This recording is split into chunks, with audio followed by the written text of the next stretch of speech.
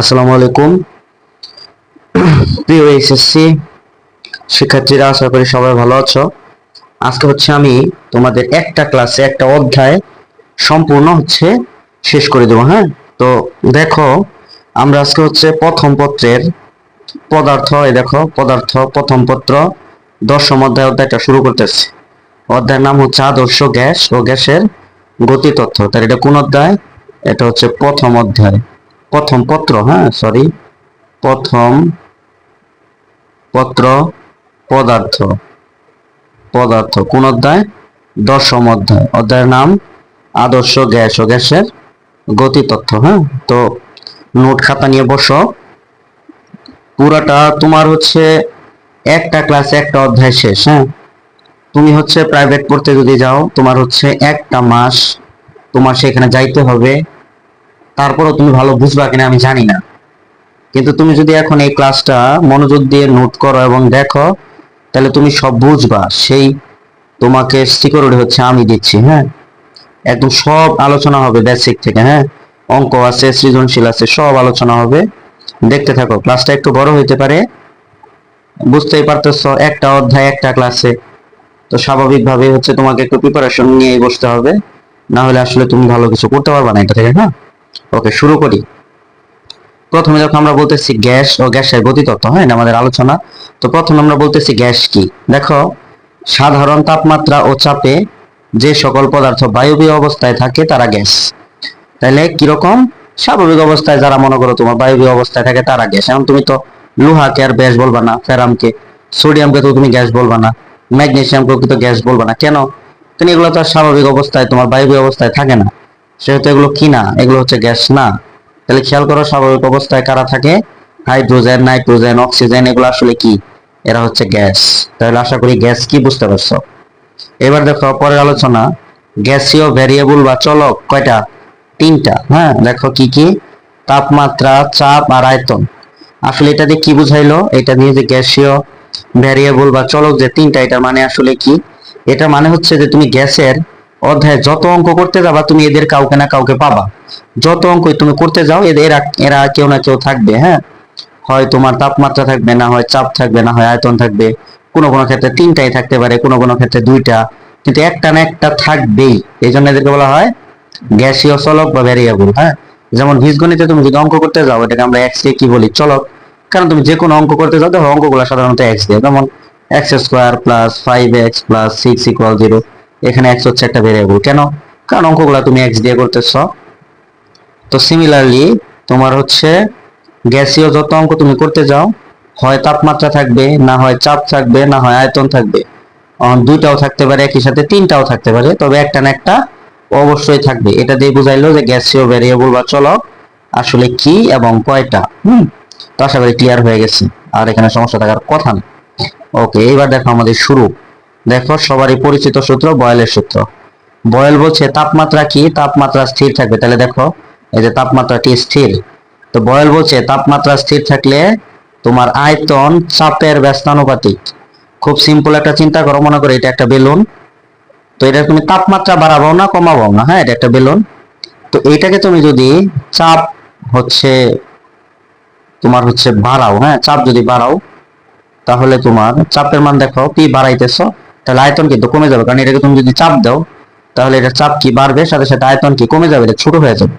এটাই বয়েল বলছে যে কোন বস্তুর যদি তুমি চাপ বাড়াও তাহলে আয়তন কমে যাবে, অথবা তুমি উল্টা করে বলতে পারো যে যদি আয়তন কমাও তাহলে চাপ কি হবে?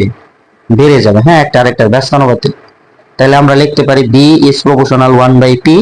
এখন এই প্রপোর্শনালের পরিবর্তে একটা সমান চিহ্ন আর একটা কি, সব সময় একটা ধ্রুবকের পরিবর্তে তোমার একটা সমান চিহ্ন আর একটা ধ্রুবক বসে। হ্যাঁ, একটা প্রপোর্শনালের পরিবর্তে সবসময় একটা সমান চিহ্ন আর একটা ধ্রুবক। ধ্রুবকটা অনেক সময় তোমার কে হয়, অনেক সময় অন্য অক্ষর হয়, কিন্তু একটা ধ্রুবক তোমার লাগবেই, আর একটা সমান চিহ্ন। তাহলে তোমার দেখো বি ভি, এই সমানুপাতিকের পরিবর্তে একটা সমান চিহ্ন আর একটা কে, আর 1/p, তাই না? আচ্ছা, তাহলে এখান থেকে দেখো আমরা কি লিখতে পারি? তাহলে কেটা আমরা উপরে লিখতে পারি। তাহলে বি সমান কে বাই কত? আমি এখানে লিখি বি সমান কে ডিভাইডেড বাই পি। বি এর নিচে মনে হয় একটা 1 আছে, তাহলে তুমি আর গুণ করো। দেখো পি বি সমান কি হয়? কে। এটা কিন্তু আসলে বয়েলের সূত্র। এবার তুমি এটাকে দুইটা গ্যাসের জন্য বড় করতে পারো, P1 B1 equal to P2 B2। Gas যদি তিনটা থাকে তাহলে তুমি লিখতে পারবা P3 B3। গ্যাস যদি চারটা থাকে সমান সমান P4 B4। তবে সাধারণত আমাদের দুইটা গ্যাস দিয়ে অঙ্ক থাকে, এজন্য আমরা লিখছি P2 P1 B1 equal to P2 B2। এটা হচ্ছে তোমার বয়েলের সূত্র। তো আশা করি এখানে আর কোনো সমস্যা নাই, তাই না? আচ্ছা, এখানে আর একটা জিনিস একটু শিখে রাখো, সেটা হচ্ছে যে তোমার চিত্রটা কেমন। হ্যাঁ, মনে করো এটা সব কাগজ, আমি একটু মুছি। হ্যাঁ, মুছে এখানে চিত্রটা ভালো করে দেখাই, শিখা হয়ে যাক সারা জীবনের জন্য। এই দেখো, তোমার এইটা হচ্ছে সব কাগজ। তো এটা হচ্ছে এক্স প্রাইম, এটা এক্স এক্স প্রাইম, উপরে হচ্ছে ওয়াই, নিচে ওয়াই প্রাইম। এবার তুমি যদি পি আর বি এর মধ্যে চিন্তা করো, তুমি ধরো এদিকে নিচ্ছ পি, এক্স অক্ষে পি আর ওয়াই অক্ষে নিচ্ছ বি, তাহলে চিত্রটা হবে এরকম। হ্যাঁ, এটা এরকম, কারণ একটা বাড়লে আর একটা কমে, তাহলে চিত্রটা এরকম। কিন্তু তুমি যদি একটাতে নাও পি, হ্যাঁ, মনে করো এখানে নিলা পি, উপরে নিলা 1/b, অথবা তুমি হচ্ছে এখানে নিলা বি আর এখানে পি না নিয়ে নিলা 1/p। দেখো তো 1/p এই পুরাটার সাথে বি এর কি সম্পর্ক, সমানুপাতিক না? তখন তোমার চিত্রটা হবে যে এরকম। এটা হলো বি আর 1/p এর চিত্র, আর এইটা হলো ভি এবং পি এর চিত্র। তো আশা করি বুঝতে পারছো যে ভি এবং 1/p কেমন হয়। তাহলে তুমি মনে রাখবা ভি এবং পি এর চিত্র হলো বক্ররেখা, বি এবং 1/p চিত্র হলো সরল রেখা। এটা মনে থাকলে তুমি এখানে ক্লিয়ার বুঝতে পারবে, হ্যাঁ, যে চিত্রটা আসলে কেন হয়, এই আর কি। এটা কেমিস্ট্রিতে তোমার বেশি কাজে লাগবে। আচ্ছা, এবার দেখো, তাহলে তুমি বয়েলের সূত্র বুঝতে পারলা। এবার দেখো চার্লস, মনে রাখবা ভয়েল তাপমাত্রা না, এখানে তাপমাত্রা স্থির। আর মনে রাখার জন্য আমি এগুলো অনেক সময় বলি, চার্লসের সূত্র হলো চাপ স্থির। তাহলে দেখো যে স্থির চাপে, তাহলে চাপ যদি স্থির রাখো, খেয়াল করো, তাহলে তোমার তাপমাত্রা বাড়লে আয়তন কি বাড়বো না? তাপমাত্রা, যেমন ধরো তুমি একটা টায়ারের ভিতরে তুমি যদি হলো তাপমাত্রা বাড়াও, দেখো মনে করো এটা অনেকক্ষণ টায়ার চলার পর কিন্তু টায়ার ফাইটে যায়। কারণ কি? কারণ ভিতরে তাপমাত্রা টায়ারের বেড়ে যায়, বেড়ে গেলে আয়তনও বাড়তে চায়, সেজন্য কি ওইটা ফেটে যায়। হ্যাঁ, তো এটা আশা করি বুঝতে পারছো যে কি ব্যাপারটা, যে আয়তন তোমার তাপমাত্রা কি সমানুপাতিক। সেম ভাবে সমানুপাতিকের পরিবর্তে একটা সমান আর একটা কে। এবার দেখো আমরা তাহলে এটাকে কি লিখতে পারি, তাহলে আমরা লিখতে পারি বি সমান কে টি, না? তাহলে তুমি বি বাই কি লিখতে পারো, টি সমান কত কে।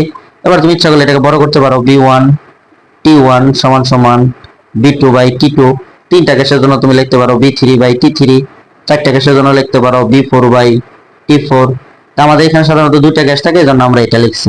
তো আশা করি এখানে আর কোনো সমস্যা থাকার কথা না, তাই না? চার্লসের সূত্র তাহলে মনে রাখো, চার্লসের সূত্র কি, চাপ স্থির। তাহলে চাপ আমাদের কিন্তু অঙ্ক ছিল তিনটা নিয়ে, পি বি আর টি। চাপ যদি না থাকে তাহলে থাকে কি, আয়তন আর তাপমাত্রা। এই দেখেন আয়তন আর তাপমাত্রার সূত্র। আবার প্রথমটা চিন্তা করো বয়েলেরটা, এখানে কি তাপমাত্রা স্থির, তাহলে পি বি টি, টি এর মধ্যে টি নাই কারণ স্থির, তাহলে রইল কি পি আর বি সম্পর্ক খালি ব্যস্তানুপাতিক, এতটুকু। আচ্ছা, এবার তাহলে বয়েলার চার্লসের সূত্র হয়ে গেছে। এবার দেখো আমরা মেইন জিনিস আসতেছে কিন্তু, হ্যাঁ, এই দেখো এখানে বয়েল ও চার্লসের সূত্রের সমন্বয়। তাহলে দেখো বয়েলের সূত্র তুমি কি জানো, একটু আগে দেখলা বি ইজ প্রপোর্শনাল 1/p, আর চার্লসের সূত্র থেকে জানলা বি ইজ প্রপোর্শনাল টি। খেয়াল করো সমানুপাতিকের নিয়ম অনুসারে পাই আমরা লিখলাম, দেখো দুইটা বি এর একটা বি আর টি আর 1/p গুণাকারে, তাহলে এই টিটা কিন্তু আসলে উপরের, তাহলে আমরা লিখতে পারি B is proportional T by P. তাহলে দেখো এই সেম আবার আগের কথা, প্রপোর্শনাল পরিবর্তে একটা সমান চিহ্ন আর একটা কে, তাহলে উপরে হলো টি, নিচে কি পি, কেটা কিন্তু উপরে, তাহলে তুমি লিখতে পারো টি সমান কে টি বাই পি। এবার বি এর নিচে মনে মনে একটা 1 আছে, তুমি আর আর গুণ করো, তাহলে দেখো পিবি সমান কি হয়, পিবি সমান হয় কে টি। এটাই হচ্ছে বয়েল ও চার্লসের সূত্রের সমন্বয়। এই যে দেখো পিবি সমান কি কে টি, এটা হচ্ছে সমন্বয়। এবার তুমি ইচ্ছা করলে একটু বড় বানাইতে পারো, তাহলে তুমি কি করবা, P B divided by T সমান তুমি লিখতে পারো কে। এবার হচ্ছে বড় করো, পি1 বি1 ডিভাইডেড বাই টি1 সমান সমান পি2 বি2, হ্যাঁ, ডিভাইডেড বাই টি2। তুমি ইচ্ছা করলে আরো বড় করতে পারো, তো আমরা দুইটা লাগে এজন্য আমরা দুইটার জন্য এটা বড় করে রাখলাম। তাহলে এই হচ্ছে বয়েল ও চার্লসের সূত্রের কি, সমন্বয়। ওকে, এবার দেখো আমরা যেটা দেখাবো সেটা হচ্ছে তোমার বয়েল ও চার্লসের সূত্রের সমন্বয় যেটা, সেখান থেকে এখন আমরা দেখাবো আদর্শ গ্যাসের সমীকরণ প্রতিপাদন। দেখো ব্যাপারটা কি, এই যে আদর্শ গ্যাসের সমীকরণ প্রতিপাদন। তাহলে দেখো বয়েলের সূত্র থেকে কি জানি, ভি ইজ প্রপোর্শনাল 1/p। চার্লসের সূত্র থেকে জানি বি ইজ প্রপোর্শনাল টি। সমানুপাতিকের নিয়ম অনুসারে দুইটা বি এর একটা বি, দুইটা প্রপোর্শনালের একটা প্রপোর্শনাল, 1/p আর টি আসছে। তো দেখো এটা কিন্তু তুমি একটু আগে প্রমাণ করছো সমন্বয়কের সময় কি, পিবি সমান কি কে টি। এবার আমাদের কাজ শুরু। এবার দেখো পিবি সমান কে একটা ধ্রুবক আরো একটা ধ্রুবক, তাহলে আমরা কে কে এই যে দেখো কি লিখছি, এই কে কে, হ্যাঁ মানে এই যে এই কে ধ্রুবক কে কে আর দ্বারা কি করছি প্রতিস্থাপন, মানে সরাই দিচ্ছি। তাহলে আমাদের যেখানে আগে কে ছিল সেখানে পিবি সমান হয়ে গেছে কি আর টি। তাহলে আমরা যেটা লিখলাম এটাই হচ্ছে এক মূল গ্যাসের জন্য আদর্শ গ্যাসের সমীকরণ, পিবি ইকুয়াল টু আর টি। এখন মূল সংখ্যা যদি একের বেশি হয় তাহলে পিবি সমান যত মূল, মনে করলাম এন মূল, তাহলে এন আর টি। এইটাই হচ্ছে আমাদের আদর্শ গ্যাসের সমীকরণ। আমরা সবাই এটা চিনি বা জানি, পিবি সমান এন আর টি। এটা তাহলে আসছে বয়েল ও চার্লসের সূত্রের সমন্বয় থেকে, তাই না? ওকে, আশা করি বুঝতে পারছো। এইবার দেখো আমরা এই আর এর একক নির্ণয় করব। হ্যাঁ, তাহলে দেখো আমরা জানি, এখানে আমি লিখি পিবি সমান, এটা একটু ছোট করে নাই লিখতে তো অসুবিধা হইতেছে। আচ্ছা দেখো দেখো আমরা কি জানি, আমরা জানি পিবি সমান কি এন আর টি। তাহলে এন আর টি সমান কি পিবি। তাহলে এন সমান কি, তাহলে তুমি এন ইকুয়াল টু লিখতে পারো পিবি ডিভাইডেড বাই আর টি। এই যে দেখো এখানে তাই লেখা হয়েছে। হ্যাঁ, এই যে তোমার দেখো এখানে, এই যে এখানে দেখো এখানে একটু ভুল আছে। হ্যাঁ, এটা আমি ঠিক করে দিতেছি। দেখো দেখো এখানে কি, এখানে হলো তোমার এই যে এখানে দেখো পিবি সমান এনআরটি না, তাহলে এনআরটি সমান কি পিবি। তাহলে এখানে আমাদের হবে, ও না সরি, এখানে তো আর এর একক নির্ণয় করব। ওকে ঠিক আছে, তাহলে আর সমান কি পিবি বাই, আমি এখানে এন বের করতেছি। হ্যাঁ, এন না, এন না, তাহলে আর। ওকে, তাহলে আর সমান দেখো কি হয়, আর সমান পিবি বাই এন টি। এবার দেখো পি মানে কি, পি মানে চাপ, চাপের একক দেখো এখানে আমি বের করে রেখেছি। চাপ মানে এফ বাই এ, বল বাই ক্ষেত্রফল। তাহলে বলের একক নিউটন, ক্ষেত্রফলের একক metre square, newton per metre square, এটাকে বলা যায় প্যাসকেল। এই জন্য আমরা চাপের পরিবর্তে লিখছি নিউটন পার মিটার স্কয়ার। আর এখানে দেখো বি, বি মানে আয়তন, তাহলে একক ঘনমিটার। নিচে দেখো যে এন আছে, এন এর একক কি মোল। আর টি কে হইলো টি তাপমাত্রা, একক হলো কেলভিন। তাহলে দেখো উপরে থেকে মিটার, এখানে আছে কয়টা তিনটা, আর এখানে দুইটা, তাহলে একটা কাটা যায়। নিচে থাকেন জুল মানে মোল পার কেলভিন, তাই না? এবার দেখো আমরা কিন্তু আবার জানি যে ডব্লিউ ইকুয়াল টু কি, W equal to F S. তাহলে দেখো বলের একক নিউটন, সরণের একক মিটার, এটা আবার আমরা জুল বলি। তাহলে নিউটন মিটার থাকলে তাকে জুল লেখা যায়। তাহলে দেখো উপরে কিন্তু নিউটন মিটার আছে, আমরা লিখলাম জুল। তাহলে আমাদের আর এর এককটা বের হয়ে গেল জুল পার মোল পার কেলভিন, এবং এটার মান মুখস্থ এসআই পদ্ধতিতে। হ্যাঁ, আবার তোমরা অন্য পদ্ধতিতে শিখছো লিটার অ্যাটম 0.0821, এটা তো আমরা এসআই পদ্ধতি যেহেতু করতেছি, তাহলে আমাদের এসআই পদ্ধতিতে মান হলো আর এর মান হলো 8.31 জুল পার মোল পার কেলভিন। এটা হচ্ছে আমাদের মান, তাই না? এবার যেটা সেটা হলো আমরা দেখব আদর্শ গ্যাসের সমীকরণ হতে ভর, আণবিক ভর, ভর মানে এম, আণবিক ভর মানে বড় হাতের এম। আবার এটাকে ডব্লিউ দ্বারা প্রকাশ করে। ভরকে তুমি যে কোনো একটা জিনিস দিয়ে প্রকাশ করতে পারো, হয় তোমার ছোট হাতের এম, না হয় ডব্লিউ। হ্যাঁ, এটা যেন মনে থাকে। আর তোমার আণবিক ভরকে বড় হাতের এম, ঘনত্বকে রো, এগুলো আমরা নির্ণয় করব। তো তার আগে তোমাদের যে জিনিসটা জানতে হবে সেটা মূল সংখ্যা সমান হলো ভর বাই আণবিক ভর। তার মানে ছোট হাতের এন সমান বড় হাতের এন বাই এম। তাহলে এটা কি, এটা হচ্ছে ভর, এটা আমি বলছিলাম। এটার তুমি ইচ্ছা করলে ডব্লিউ লিখতে পারবা। হ্যাঁ, এটা ডব্লিউ লেখা যায়। আর আণবিক ভরকে অবশ্যই বড় হাতের এম। আবার দেখো ঘনত্ব সমান সূত্র কি সবাই জানো, ঘনত্ব rho equal to M divided by V. হ্যাঁ, এই অধ্যায়ে তুমি কিন্তু এটাকে এমটাকে ডব্লিউ বাই ভিও লিখতে পারো, ডব্লিউ দিয়ে এই অধ্যায়ে ভর বোঝায়। ওকে, এইবার দেখো আমরা সূত্রের প্রমাণ তাহলে বের করি। দেখো কি, প্রথমে হলো আমরা দেখো ভর নির্ণয় করবো, তাই না? তো সিম্পল আমরা জানি, দেখো কি আমরা জানি PB equal to nRT. N এর পরিবর্তে তুমি লেখলা ছোট হাতের এম বাই বড় হাতের এম, আর আর গুণ করে জাস্ট বড় হাতের এমটা বের করলা, শেষ। এবার দেখো আণবিক ভর সেম, পিবি সমান এনআরটি। এন এর পরিবর্তে তুমি কি জানো, এই যে তুমি লেখছো এন এর পরিবর্তে ছোট হাতের এম বাই বড় হাতের এম, তো মান বসালা ছোট হাতের এম বাই বড় হাতের এম। এখান থেকে তুমি যখন আর আর গুণ করে বড় হাতের এম বের করবা। এটাই হলো আণবিক ভর, আর এটা হলো শুধু ভর। হ্যাঁ, এটা হচ্ছে ভর, আর এটা এটা হচ্ছে আণবিক ভর, আণবিক ভর। এবার দেখো ঘনত্ব সেম ভাবে দেখো পিবি ইকুয়াল টু এনআরটি। তাহলে পিবি ইকুয়াল টু এন এর পরিবর্তে ছোট হাতের এম বাই বড় হাতের এম, এখান থেকে আর আর গুণ করো, আর আর গুণ করার পর দেখো কি আসছে, ছোট হাতের এম সমান পিবি বড় হাতের এম বাই আর টি। এবার আমরা কিন্তু জানি রো ইকুয়াল টু কি, এই যে দেখো rho equal to M by B, তাই না? আমি একটু মুছে দেই, তাহলে এখানে হচ্ছে তোমাদের একটু দেখাইতে আমার সুবিধা হবে। দেখো এই যে rho equal to M by B, তাহলে দেখো তো আর আর গুণ করলে ছোট হাতের এম ইকুয়াল টু কি রো বি না? তাহলে এইখানে যেখানে আমাদের ছোট হাতের এম আছে এখানে আমরা রো বি লিখতে পারি। লেখার পর দেখো বিবি উভয় থেকে কাটা যায়, তাহলে রো সমান হয় উপরে থাকে পিএম, এই যে পিএম, নিচে থাকে আরটি, এটা হলো আমাদের সূত্র। তাহলে দেখো আমাদের এখানে আদর্শ গ্যাসের সমীকরণ হতে আমরা একবার বের করলাম ভর, আবার বের করলাম আণবিক ভর, আবার বের করলাম ঘনত্ব। এটি আমরা এখানে বলছিলাম, এই যে ভর নির্ণয়, আণবিক ভর নির্ণয় এবং ঘনত্ব, তাই না? এটি আমরা তখন বলছিলাম। তো এখানে আরেকবার দেখো, এই ভর এটাকে বলে ছোট হাতের এম, আণবিক ভর এটা বড় হাতের এম, আর ঘনত্ব রো। এটা আমরা এই তিনটা সূত্র থেকে বের করলাম। এটা তোমার এই যে দেখো সুন্দর করে করা আছে, তুমি তাহলে জাস্ট লসা হারাহারি গুণন করে যদি মান বের করতে না পারো তাহলে এটা খুবই দুঃখজনক। একদম কিভাবে করা আছে দেখো, আমি এখানে, তুমি স্ক্রিনশট নিয়ে নাও, না হলে ভিডিওটা পোস্ট করে হচ্ছে তুমি সবটি প্রমাণ করে দেখো তোমার সাথে মিলে কিনা। ওকে, এবার এখানে কিছু অঙ্ক কথা লেখা আছে, এটা জাস্ট জানার জন্য যে তাপমাত্রাকে তোমার কেলভিনে নিতে হলে 273 যোগ করতে হয়, এটা আশা করি সবাই জানো। আর বায়ুমণ্ডলীয় যে চাপ, ওটাকে আসলে প্রমাণ চাপ বা স্বাভাবিক চাপ বলে, এটার মান তোমরা সবাই জানো 13.10.25, অথবা অনেকে বলে 1.013 ইন্টু 10⁵ প্যাসকেল। খেয়াল করে এই প্যাসকেলটাকে আবার কিন্তু তুমি নিউটন পার মিটার স্কয়ারে লিখতে পারো, ওটা SI একক। হ্যাঁ, আচ্ছা, তৃতীয় কথা দেখো যে লিটার কিন্তু আয়তনের একক, কিন্তু তোমার যদি ঘনমিটারে কখনো নেওয়ার প্রয়োজন হয় তাহলে তুমি 1000 দিয়ে কি করবা, ভাগ করবা। এবার এটা দেখো, আণবিক ভরকে অঙ্ক করার সময় আণবিক ভরকে কেজিতে নিতে হবে। এটা একটু বলি, আণবিক ভরের কিন্তু গ্রামে থাকে, গ্রাম পার মোল। যেমন দেখো অক্সিজেন, এটার আণবিক ভর কিন্তু 32, এটা কিন্তু গ্রাম পার মোল। আবার নাইট্রোজেন, এটার আণবিক ভর কিন্তু 28, এটাও গ্রাম পার মোল। তারপরে আবার দেখো তোমার হাইড্রোজেন, হ্যাঁ এই হাইড্রোজেন এটা কিন্তু 2, এটাও কিন্তু গ্রাম পার মোল, কিন্তু আমাদের অঙ্ক করার সময় কিছু নিতে হবে কেজিতে। এই কথাটা জাস্ট তোমার এখানে একটু মনে করে দেওয়া হয়েছে। ওকে, এবার একটা অঙ্ক দেখো। অঙ্ক দেখো, এটুকু আমি একটু মুছে দেই, অঙ্কটা দেখলে সহজ লাগবো, কঠিন কিছু না। হ্যাঁ, আমি একদম ভাইয়া ভাইয়া বলতেছি, তোমাদের এখন যে সুযোগ সুবিধা, এরকম সুযোগ কিন্তু আমরা আসলে এতক্ষণ পাই নাই। হ্যাঁ, এরকম করে একদিনে একটা অধ্যায় শেষ করা, তাও সব বুঝাই দেওয়া, এটা যে কতটা আমার কাছে এখন মনে হয় যে কতটা আমরা হইলো কেমন করে পড়ছি, আর তোমরা কেমন দেখো, কিন্তু তারপরে গুরুত্ব দাও।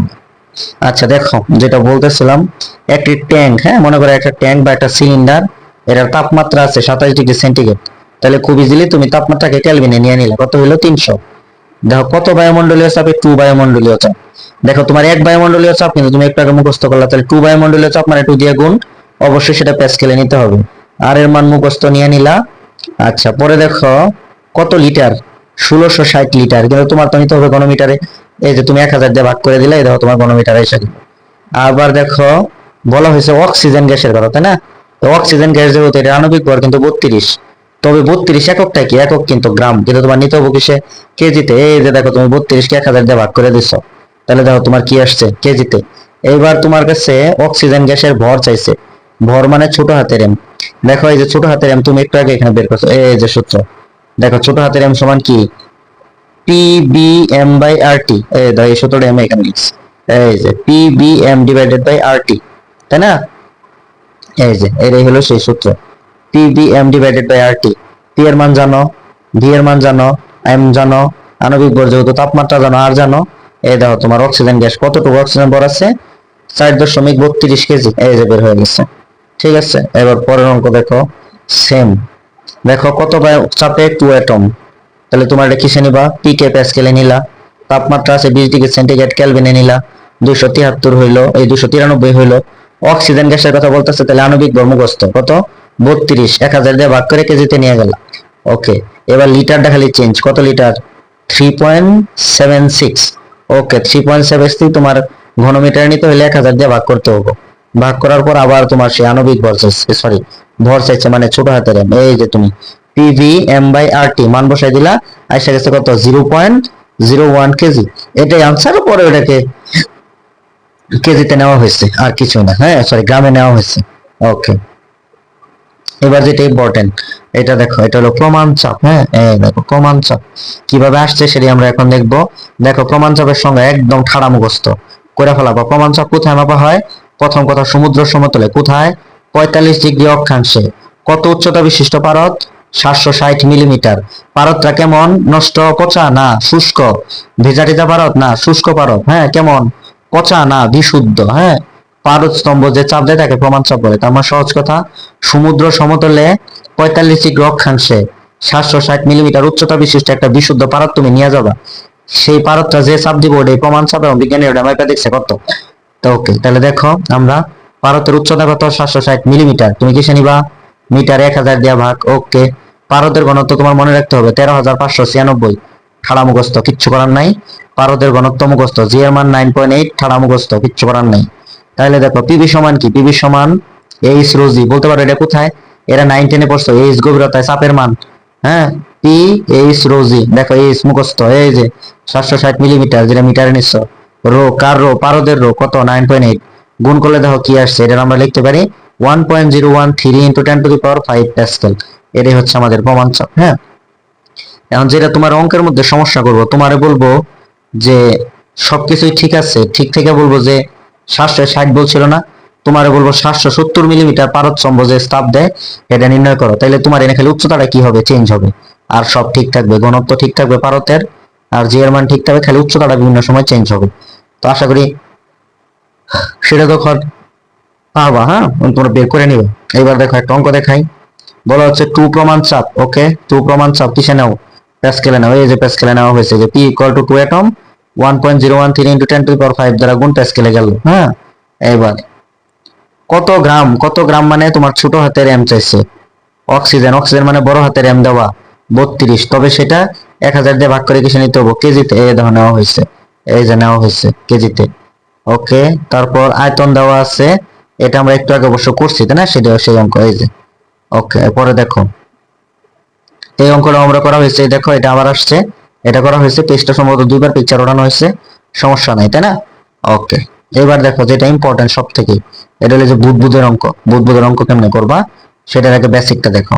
দেখো এখানে আমি একটা চিত্র আঁকি, মনে করো এটা হচ্ছে তোমার একটা নদী বা তোমার একটা পুকুর। হ্যাঁ, তো এখানে একটা বুদবুদ আছে, এটা যখন উপরের দিকে উঠবো তখন আস্তে আস্তে কি হবো, বড় হবো। এই দেখো, এই দেখো বুদবুদটা বড় হইতেছে, এই যে এদিক দিয়ে যেতেছে, এই বুদবুদটা বড় হইতেছে। হ্যাঁ, তো এখন যখন একদম উপরে আসবে এই বুদবুদটা অনেক বড় হয়ে যাবে। তাহলে নিচে বুদবুদের আয়তন অবশ্যই কি ছিল, কম, কারণ নিচে চাপ বেশি ছিল। এখন তোমারে বলবো এই বুদবুদটা উপরে ওঠার ফলে এটার আয়তন অনেক কতটুকু বাড়ছে সেটা বলে দিব, জিজ্ঞাসা করবো বুদবুদটা কত নিচে থেকে উঠছে। ওকে, তাহলে দেখো যে একটি বায়ুর বুদবুদ উপরে চলে আসা আয়তন কয় গুণ হয়েছে, 5 গুণ। তাহলে মনে করো এই যে নিচে এটার আয়তন যা ছিল, তুমি এটার আয়তন নিচে মনে করো আয়তন ছিল b1 ইকুয়াল টু x, তাহলে এটা যখন উপরে আসছে তখন b2 ইকুয়াল টু কত হয়েছে, b2 ইকুয়াল টু হয়েছে 5x, কারণ আয়তন 5 গুণ বেড়ে গেছে। কোশ্চেন হলো সমুদ্রের গভীরতা কত, আর কিছুই না, তাই না। ওকে, তাহলে দেখো আমরা জানি, এখন তোমাকে যে জিনিসটা জানতে হবে, নিচে কিন্তু চাপ বেশি, নিচে যে চাপ এটা হলো পানির চাপ, নিচের চাপটা, হ্যাঁ, পানির চাপ প্লাস বায়ুর চাপ, এটা হলো বায়ুর চাপ। তাহলে নিচে কিন্তু চাপ বেশি, আর নিচে তুমি কি দিয়ে শুরু করছো, 1 দিয়ে না, তাহলে দেখো P1 B1 সমান P2 B2। এবার দেখো P1 মানে কি, পানির চাপ প্লাস বায়ুর চাপ। দেখো পানির চাপ হলো P equal to H rho g, আর বায়ুর চাপ আমরা মুখস্থ জানি, এর এই পুরাটা মিলে কিন্তু P1, সাথে কি V1, V1 মানে x, এই যে x। এবার দেখো P2, P2 মানে শুধু বায়ুর চাপ, এই যে বায়ুর চাপ মুখস্থ, আর B2 মানে আয়তন কত, 5 গুণ। এখান থেকে তুমি দেখো x x তুমি কাটা দিতে পারবা, কাটা দেওয়ার পর তোমার P এর রো বসাবা, রো এবার কিন্তু 1000, কেন, কারণ অঙ্ক করতেছো পানি দিয়া, তাহলে 1000 রো এর মান বসাবা, জি এর মান বসাবা, এখান থেকে তখন তোমার দেখো এইচটা বের হয়ে যাবে, এইচটা তো 41.34 মিটার। এটা হচ্ছে তোমার সমুদ্রের কি গভীরতা, তাই না। ওকে, এবার দেখো যে এবার আরো এরকম একটা অঙ্ক, বায়ুর বুদবুদ উপরে চলে আসায় আয়তন কয় গুণ হয়েছে, আয়তন 3 গুণ হয়েছে। তাহলে দেখো প্রথম আয়তন ছিল কত, নিচে, দেখো আমি এখানে আবার আরেকটু চিত্র দেখাই। মনে করো এটা হচ্ছে তোমার পুকুর, এটা এখানে ছিল একটা বুদবুদ, এটা উপরে আরেকটু বড় হয়েছে না, আরেকটু বড়, এটা আরেকটু বড়। তাহলে নিচের থেকে যত উপরে উঠতেছে আয়তন কি বড় হইতেছে না। তো এইখানে যেটা ছিল এটা ছিল b1, এটা ছিল x, উপরে এটা কত হয়েছে 3x, আর কিছুই না। তাহলে দেখো আমরা সূত্রটা কি জানি, বয়লের সূত্র P1 B1 equal to P2 B2। P1 মানে কিন্তু এটা কি বায়ুর চাপ প্লাস পানির চাপ, পানির চাপ P equal to H rho G into x, কারণ B1 নিচে x ছিল, আর এখানে হলো বায়ুর চাপ ইন্টু কত, যে উপরে যেটা বায়ুর চাপ, হ্যাঁ, আর এখানে হলো 3x, x x কাটা, এখান থেকে অঙ্ক করলে দেওয়া হয়েছে তোমার 20 মিটার, আর কিছুই না। এখন দেখো এখানে একটা শর্টকাট আছে যে অ্যাডমিশনের সময় কিভাবে দিব অঙ্কটা, অঙ্কটা হলো h ইকুয়াল টু আয়তন যত গুণ হবো ওটা ওটা হলো n মাইনাস এর 1 ইন্টু কত, এই 10.33। হ্যাঁ, 10.33। যেমন দেখো এটা এটা আয়তন কয় গুণ হয়েছে, এটার আয়তন 3 গুণ। তাহলে দেখো n এর মান কত, 3, 3 মাইনাস এর 1 মানে কত, 2, 2 ইন্টু 10.33 গুণ করে দেখো এটা আসে। তারপরে দেখো আগেরটা, এই যে এটা, এটার আয়তন কয় গুণ ছিল, 5 গুণ। তাহলে তোমার দেখো গুণ করতে, তাহলে h ইকুয়াল টু 5 মাইনাস এর 1 ইন্টু 10.33। দেখো এই 41 এটার কাছাকাছি আসবে। হ্যাঁ, তো আশা করি বুঝতে পারছো। আচ্ছা, এই ছিল তোমার ওই বুদবুদের অঙ্ক। তাহলে বুদবুদের অঙ্কটার মধ্যে আমার মনে হয় যে আরেকটু তোমাদের আলোচনা করে দেওয়া উচিত, যেন কখনো এটা হচ্ছে সমস্যা তোমাদের না হয়। দেখো, যেটা আমি এখানে আরেকটু আলোচনা করে দিই, কারণ পরীক্ষায় এই বুদবুদের অঙ্কটাই আসবে। হ্যাঁ, এটা আমি একটু আলোচনা করে দিই। দেখো, একটু ভালো করে দেখো। সেটা মনে করো এইটা একটা পুকুর। হ্যাঁ, এটা একটা পুকুর। তোমার নিচে এটা একটু মুছে দেই যেন তোমাদের বুঝতে সুবিধা হয়। আচ্ছা, তো এটা একটা পুকুর, এটা হচ্ছে একটা বুদবুদ। এটা একটু যখন উপরে উঠবে একটু বড় হবো, এটা যখন আর একটু উপরে উঠবে তখন আর একটু বড় হবো, এটা যখন আরো উপরে উঠবে তখন আরো বড় হবো। এই দেখো বুদবুদটা আস্তে আস্তে এই যে বড় হইতেছে, এই বড় হইতেছে। তো হিসাব তো তুমি শুরু করবা নিচে থেকে, এই জন্য নিচের আয়তনকে ধরবা বি1, এটা তুমি ধরবা এক্স। উপরে যে আয়তন বি2, এটা কত হয় তোমার বলে দিব, 4 গুণ 5 গুণ 10 গুণ যাই বলে বলুক, যেমন এটা হচ্ছে 5 গুণ, তাহলে এটা 5x। এবার নিচে যেহেতু তুমি আয়তনকে কি ধরছো 1, তাহলে নিচের চাপকে তোমার 1ই ধরতে হবে। তাহলে দেখো নিচের চাপটা আসলে কি, নিচের চাপটা হলো এইচ রো জি প্লাস বায়ুর চাপ। বায়ুর চাপ কিন্তু পি2, তাই না? তাহলে নিচের চাপটা কি, পানির চাপ প্লাস বায়ুর চাপ, তাহলে পি2। তাহলে এখন আমরা সূত্র জানি, P one B one equal to পি2 B2. P one এর পরিবর্তে তুমি কি লিখবা, পি1 এর পরিবর্তে পি2 plus H rho G into কত, ইন্টু হচ্ছে বি1 সমান পি2 তো পি2ই, আর বি2 মানে হচ্ছে 5x, আর এখানে বি1 এর পরিবর্তে x সমাধান করবা, হয়ে যাবে। আচ্ছা, এটা হচ্ছে তোমার এই বুদবুদের অঙ্ক। এখানে দেখো আবার একটু তোমার দুইটা কথা আছে। দেখো কথাটা কি, এটা বলা হইতেছে যে গোলক আর বৃত্তের মধ্যে আসলে পার্থক্য কি। হ্যাঁ, তো বলা হইতেছে যে যেটা বৃত্ত, এই যে বৃত্ত, দেখো বৃত্তের আয়তন নাই কিন্তু বৃত্তের ক্ষেত্রফল আছে পাই আর স্কয়ার। আর বৃত্ত হলো একটা 2D ফিগার, যেটা খাতায় কম্পাস দিয়ে আঁকা যায়, জন্য এটা 2D, এটা খাতায় আঁকা যায়। আর গোলকের ক্ষেত্রে চিকেন খেয়াল করো, এটা হচ্ছে গোলক। গোলক দেখতে এরকম। হ্যাঁ, তো গোলক হচ্ছে হাত দিয়ে ধরা যায়, যেমন একটা ফুটবল বা বল, যে কোনো কিছু। তো এই জন্য গোলকের কিন্তু আবার আয়তন আছে। হ্যাঁ, গোলকের আয়তন কি, গোলকের আয়তন হলো 4/3 পাই আর কিউব, কিন্তু দেখো বৃত্তের আয়তন কিন্তু নাই, তাই না? আবার বৃত্তের ক্ষেত্রফল ছিল পাই আর স্কয়ার, গোলকের ক্ষেত্রফল হলো 4 পাই আর স্কয়ার। তাহলে অবশ্যই পার্থক্য আছে। গোলকের ক্ষেত্রফল 4 পাই আর স্কয়ার, বৃত্তের ক্ষেত্রফল পাই আর স্কয়ার। গোলকের আয়তন 4/3 পাই আর কিউব, বৃত্তের আয়তন 0, মানে আয়তন নাই। গোলক হাত দিয়ে ধরা যায়, বৃত্ত হাত দিয়ে ধরা যায় না। বৃত্ত হইলো 2D, গোলক হইলো 3D, এতটুকুই। আচ্ছা, এবার দেখো আমরা যেটা বলতেছি যে গোলকের ক্ষেত্রে ব্যাসার্ধ 4 গুণ হইলে দেখো আয়তন কয় গুণ হয়, 8 গুণ। কেন? এই যে দেখো আমরা সূত্র লিখছিলাম, বি সমান সমান 4/3 পাই আর কিউব। তাহলে দেখো B is proportional R cube না, এটা আমি যে এখানে লিখছি। তাহলে দেখো আর যদি দ্বিগুণ হয় তাহলে 2 কিউব মানে কত, তাহলে আয়তন কয় গুণ হইতেছে, 8 গুণ। এজন্য আমরা বলছি ব্যাস বা ব্যাসার্ধ। এখন ব্যাস দিয়ে ক্ষেত্রেও করলেও তোমার একই হবে। কেন? দেখো তোমার বি ইজ প্রপোর্শনাল কি ছিল, আর কিউব না। এবার দেখো ব্যাস মানে কি, ব্যাস ডি ইকুয়াল টু কত, 2r। তাহলে দেখো তো বি ইজ প্রপোর্শনাল, তোমার এখানে যদি আমরা আর এর পরিবর্তে ডি দেই, ডি মানে কি 2r কিউব না। তো 2 তো একটা ধ্রুবক, এটা বাইরে চলে আসলো, কিন্তু আর কিন্তু এই তোমার আর কিউব হইতেছে, মানে আর যদি দ্বিগুণ হয় তাহলে আয়তন কয় গুণ হইতেছে, 8 গুণ। এটা মনে রাখবা যে ব্যাস বা ব্যাসার্ধ দ্বিগুণ হলে আয়তন কয় গুণ হয়, 8 গুণ হয়, আর কিছুই না। দেখো এই যে এখানে আমরা করতেছি অঙ্কটা, দেখো একটি হ্রদের তলদেশ থেকে উপরে চলে আসা একটা বায়ুর বুদবুদের ব্যাস দ্বিগুণ হয়েছে।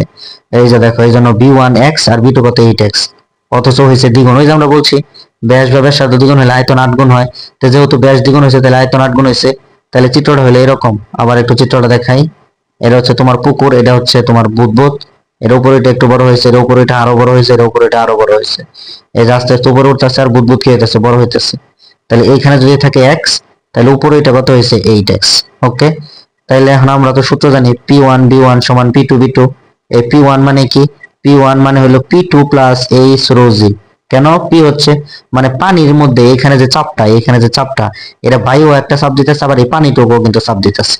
এই জন্য আমরা p1 কে বলি p2 প্লাস এইচ রো জি। দেখো p2 এর মান মুখস্থ, এই যে এইচ রো জি বসাইছি। হ্যাঁ, আচ্ছা, এই যে এখানে এইচ আছে, এইচ রো জি।